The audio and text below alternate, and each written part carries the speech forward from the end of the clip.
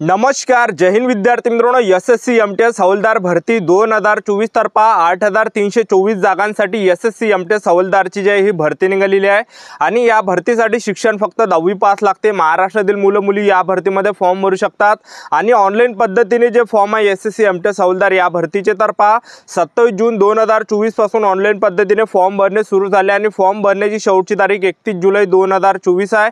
आणि आतापासून जे विद्यार्थी मित्रांनो तयारीमध्ये राहा, कारण की आता जे एसएससी एमटीएस हवालदार भरतीची जी लेखी परीक्षा आहे सप्टेंबर ते नोव्हेंबर महिन्यामध्ये या ठिकाणी असणार आहे। ठीक आहे, तर 10वी पासवरच तुम्ही या ठिकाणी महाराष्ट्रातील मुलं मुली या भरतीमध्ये फॉर्म भरू शकतात आणि एसएससी एमटीएस हवालदार या भरतीमध्ये सिलेक्शन होण्याचे जास्त चान्सेस आहे। मी तुम्हाला या ठिकाणी असं का सांगत आहे, कारण की यामध्ये जी पहिली जी परीक्षा आहे त्यामध्ये नेगेटिव्ह मार्किंगने आणि पासिंग सुद्धा खूप कमी ठेवण्यात आले आहे। पहिल्या परीक्षेमध्ये ओपन कॅटेगरीसाठी 30% पासिंग ठेवण्यात आले आहे, त्याचबरोबर एससी कॅटेगरीसाठी 20% पासिंग ठेवण्यात आले आहे, ओबीसी ईडब्ल्यूएस कॅटेगरीसाठी 25% पासिंग ठेवण्यात आलेली आहे। ठीक आहे, आणि आपल्याला या ठिकाणी किती मार्क असले पाहिजे, 40 पैकी किती प्रश्न बरोबर असले पाहिजे ते सुद्धा तुम्हाला पुढे सांगणार आहे।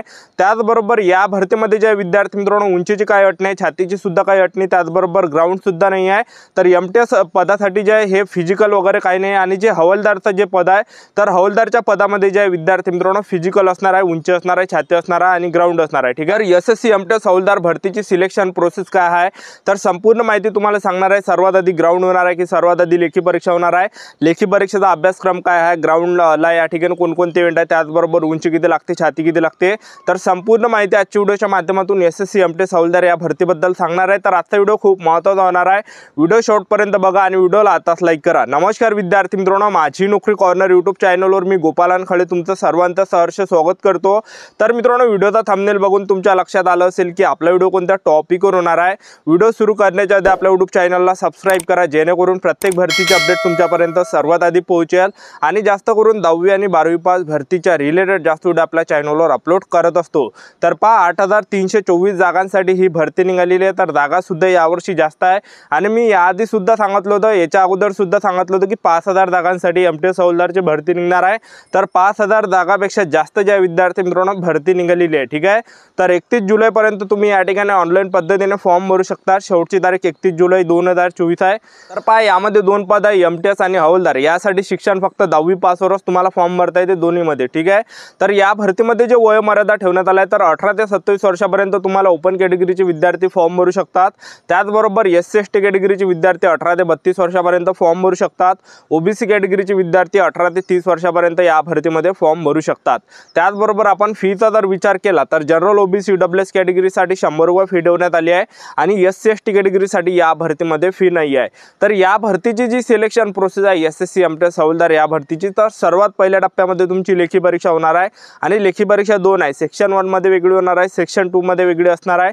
त्याचबरोबर दुसऱ्या टप्प्यामध्ये तुमचं फिजिकल असणार आहे हवालदारचं। एमटीएसचं या ठिकाणी फिजिकल वगैरे काही नाही आहे, एमटीएस वाल्यांना फक्त लेखी परीक्षा द्यावं लागणार आहे। त्याचबरोबर डॉक्युमेंट व्हेरिफिकेशन, मेडिकल अशी जे प्रोसेस आहे या ठिकाणी एमटीएस वाल्यांची। आणि जे हवालदार आहे तर हवालदारसाठी काय की सर्वात आधी तुमची या ठिकाणी विद्यार्थी मित्रांनो लेखी परीक्षा होणार 2 सेक्शनमध्ये, त्याचबरोबर तुमचं दुसऱ्या टप्प्यामध्ये फिजिकल होणार आहे, तिसऱ्या टप्प्यामध्ये तुमचं या ठिकाणी डॉक्युमेंट व्हेरिफिकेशन आणि चौथ्या टप्प्यामध्ये तुमचं मेडिकल होणार आहे। अशी जे संपूर्ण सिलेक्शन प्रोसेस आहे। ठीक आहे, तर मेडिकल जे विद्यार्थी मित्रांनो हे सर्वात शेवट तुमचं या ठिकाणी होणार आहे हवालदार या पदाचं आणि एमटीएस सुद्धा।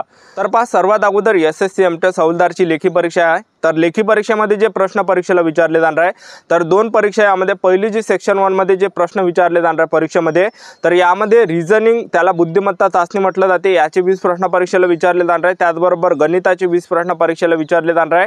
टोटल 40 प्रश्न परीक्षेला विचारले जाणार आहे आणि एका प्रश्नाला 3 गुण असणार आहे आणि 45 मिनिटाचा तुम्हाला टायमिंग भेटणार आहे। निगेटिव्ह मार्किंग नाही आहे पहिल्या पेपरमध्ये, तर तुम्हाला या ठिकाणी तुक्के वगैरे मारायचे या ठिकाणी, कारण की निगेटिव्ह मार्किंग नाही आहे, सर्वच प्रश्न तुम्हाला या ठिकाणी सोडून यायचे। ठीक आहे, तर यामध्ये पहिल्या पेपरमध्ये जे विद्यार्थी मित्रांनो निगेटिव्ह मार्किंग नाही आहे, तर 40 पैकी आपल्याला किती प्रश्न बरोबर असले पाहिजे ते तुम्हाला या ठिकाणी सर्वात अगोदर सांगून देतो, जेणेकरून तुम्हाला या ठिकाणी एक अंदाज लागणार आहे।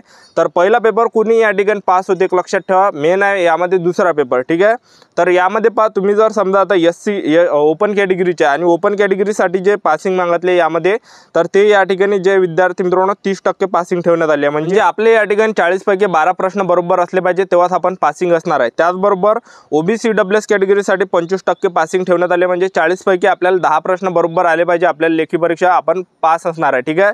त्याचबरोबर एससी एसटी कॅटेगरीसाठी जे पासिंग आहे हे 20% आहे, म्हणजे 40 पैकी 8 प्रश्न जरी बरोबर असले पाहिजे तेव्हा तुम्ही ही परीक्षा क्वालिफाय असणार आहे। ठीक आहे। तर एवढी यामध्ये पासिंग ठेवण्यात आली आहे, खूप कमी पासिंग ठेवण्यात आली आहे।